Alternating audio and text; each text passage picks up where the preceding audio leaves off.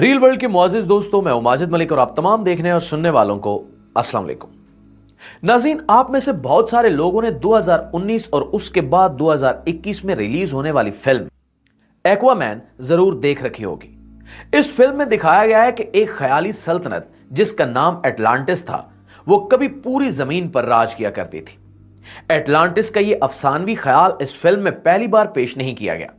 Atlantis के बारे में इंसानी तारीख में सबसे पहली तहरीर हमें एक यूनानी मुफक्किर अफलातून की मिलती है। अफलातून को मगरिब में प्लाटो भी कहा जाता है। अफलातून की लिखी हुई इस तहरीर के मुताबिक आज से हजारों साल पहले जमीन पर एक ऐसी सल्तनत की हुकूमत थी जो ना सिर्फ जमीन बल्कि समंदरों पर भी राज करती थी। इस ख्याली शहर और सल्तनत का नाम पहली बार अफलातून ने ही एटलांटिस तजवीज किया था और इसी नाम से इसे शोहरत भी मिली। अफलातून की इस तहरीर में यह जिक्र भी मिलता है कि यह सल्तनत बेहद अयाश और इखलाकी तौर पर गिरे हुए लोगों की थी, जो साइंस में इस हद तक तरक्की कर चुके थे कि अपने आप को खुदा समझने लगे थे। अफलातून की तहरीर इनसे तकरीबन 2500 साल पहले की है, यानी यह तहरीर तकरीबन 360 कबल मसीह में लिखी गई थी। अपनी इस तहरीर में अफलातून ने यह भी बताया था कि यह सल्तनत इस कदर तरक्की याफ्ता थी कि इन्होंने समंदरों पर भी पूरी तरह काबू पा लिया था। अफलातून की लिखी हुई इस तहरीर में इस बात का जिक्र भी मिलता है कि यह कौम अपने तौर पर मसनूई जजीरे भी बना सकती थी और इन्होंने अपना दारुल हुकूमत, जिसे अफलातून ने एटलांटिस का नाम दिया, इसे बेहद अजीबो गरीब अंदाज में बनाया था। अफलातून के मुताबिक एटलांटिस शहर को गोल शक्ल में बनाया गया था, जिसके इर्द गिर्द पानी और फिर इस पानी में गोल दीवारें खड़ी की गई थी। वो दीवारें इस कदर चौड़ी थी कि इन पे भी आबादी कायम की गई थी। यूं एटलांटिस शहर के गिर्द ये गोल दीवारें और इनके दरमियान पानी काफी दूर तक फैला हुआ था। ये बेशुमार गोल दीवारें एटलांटिस शहर के गिर्द तामीर की गई थी, जिनका मकसद एटलांटिस शहर की हिफाजत और समंदर के तूफान से बचाव था। अफलातून की लिखी हुई ये कहानी पिछले 2500 साल से इंसानों के लिए तहकीक और तजस्सुस का बायस बनी हुई है।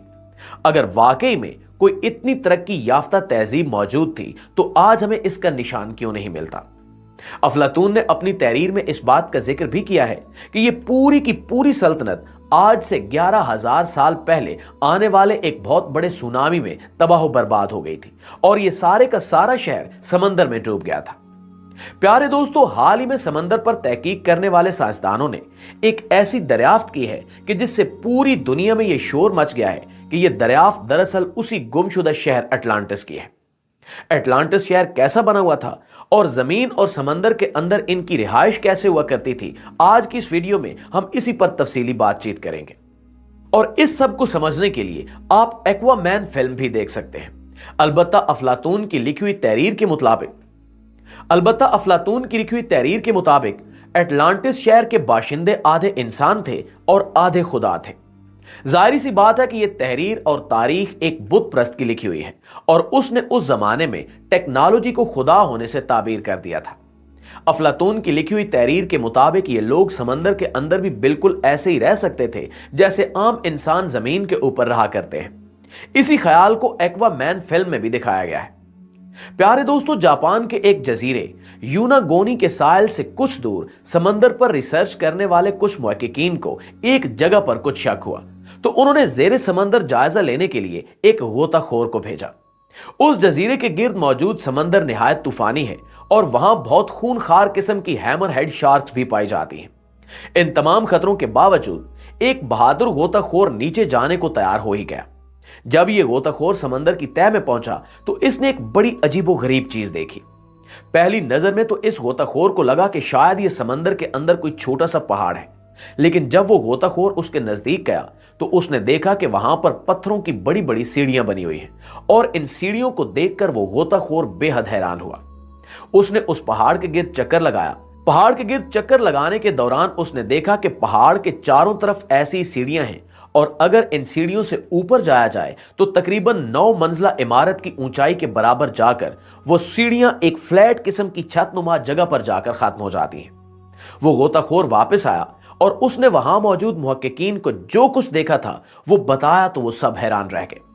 इस वाक़े ने दुनिया भर के साइंसदानों की तवज्जो खींच ली और यूं मजीद तहकीक के लिए जदीद तरीन आलात और टेक्नोलॉजी का इस्तेमाल किया गया। चूंकि गोताखोरों को नीचे भेजना खतरे से खाली नहीं था, इसलिए मुकम्मल तौर पर यह जानने के लिए साइंसदानों ने समुद्री रडार यानी सुनार का इस्तेमाल किया।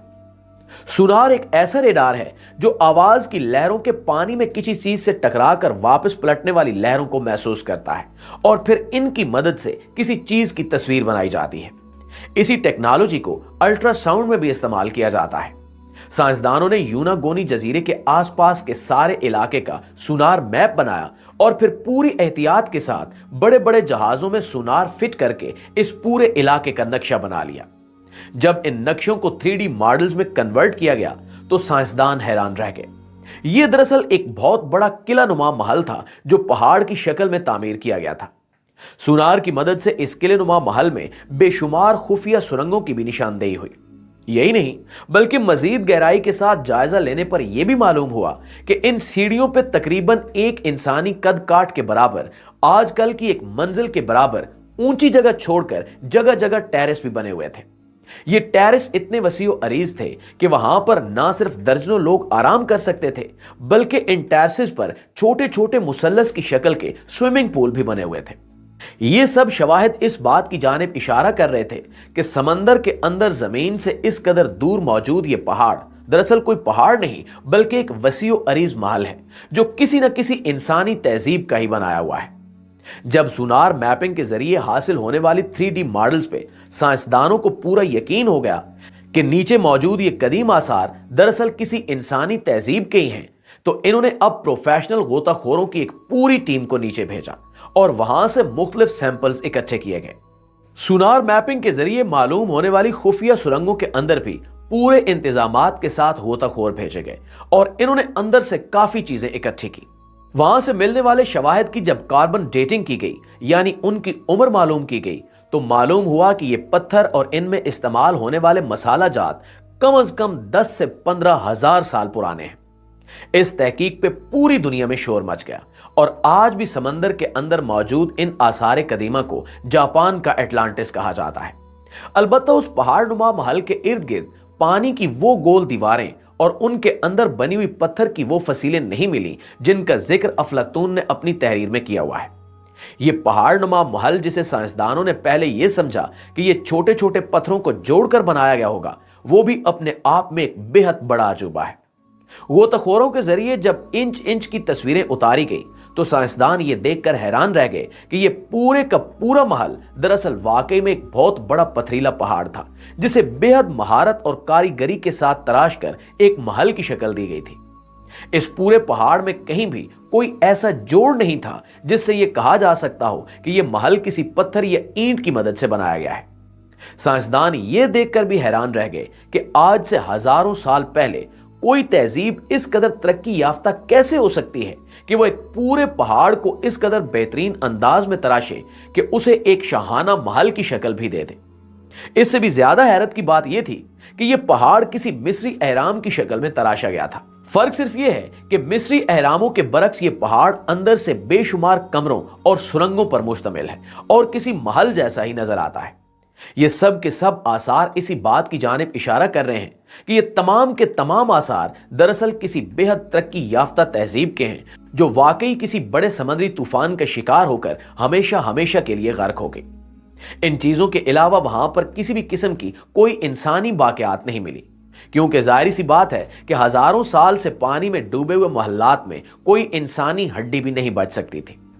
आज भी मोहल्लात पे तहकीक जारी है और साइंसदान अंदाजा लगाने की कोशिश कर रहे हैं कि दुनिया के बाकी हिस्सों में भी अगर ऐसे मोहल्लात समंदर के अंदर मौजूद हो सकते हैं तो उनकी लोकेशन क्या होगी। इस बारे में आप दोस्तों की राय क्या कहती है, नीचे कमेंट सेक्शन में हमें जरूर बताइएगा। इंशाल्लाह आपसे मुलाकात होती है अगली वीडियो में। तब तक अपना और अपने प्यारों का ढेर सारा ख्याल रखिएगा। अल्लाह निगहबान।